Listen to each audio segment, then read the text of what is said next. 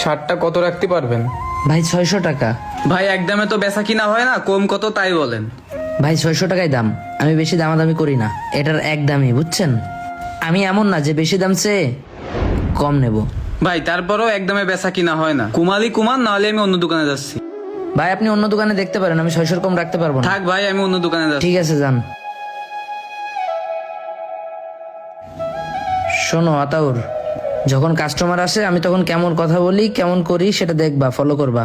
নতুন যেহেতু তোমাকে দোকানে রাখছি, হুট করে তো তোমার বেতন বাড়াইতে পারবো না। তুমি যখন কাজ কাম শিখে যাবা, ভালো কাজ দেখাইতে পারবা, তখন তোমার বেতন বাড়াবো। আচ্ছা ভাই, ঠিক আছে। আল্লাহ জানে এ কেমন বেচা কিনা করবে। পুরাতন কর্মচারীরা টাকা চুরি করে চলে গেছে, এর স্বভাব চরিত্রের দিকে একটু খেয়াল রাখতে হবে। ভাইয়া এই গেঞ্জিটা দেখান তো।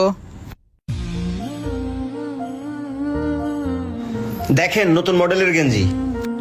ভাইয়া এই গেঞ্জিটা ভালো হবে নে? হ্যাঁ অবশ্যই, খুব ভালো হবে। আচ্ছা এই গেঞ্জিটার দাম কত? কাস্টমাররা তো দাম কমায়, তাহলে দাম একটু বেশি করে যেতে হবে। ভাই একদম 950 টাকা রাখা যাবে।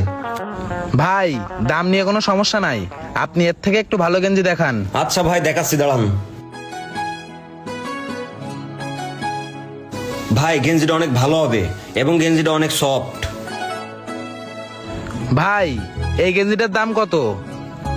ভাই আপনার জন্য এই গেঞ্জিটা একদম 1150 টাকা রাখতে পারবো। আচ্ছা ঠিক আছে ভাই, সমস্যা নাই, প্যাক করে দেন। দিচ্ছি ভাই।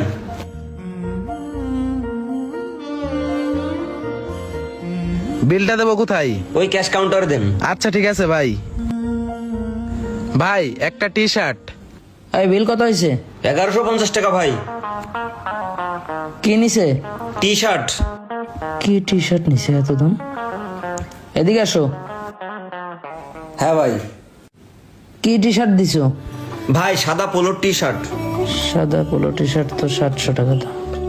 এত দামের তো কোনো টি শার্ট নেই আমার দোকানে। ভাই আগের দিনও যে একটা ছেলে দামাদামি নিয়ে ঝামেলা করতেছিল না, এই জন্য আজকে একটু ওর কাছে দাম বেশি চাইছি। কাজটা ঠিক করছে না ভাই, আর আমাদের তো লাভই হচ্ছে। দিয়ে দেন ভাই, এরকম সুযোগ তো সবসময় আসে না ভাই, বুঝতে পারছেন ভাই? দেখি ভাই একটু টি শার্টটা।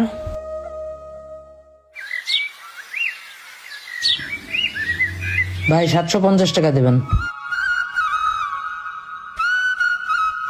ভাই বলছে 750 টাকা, আপনি বললেন 1150 টাকা। কাহিনী কি ভাই?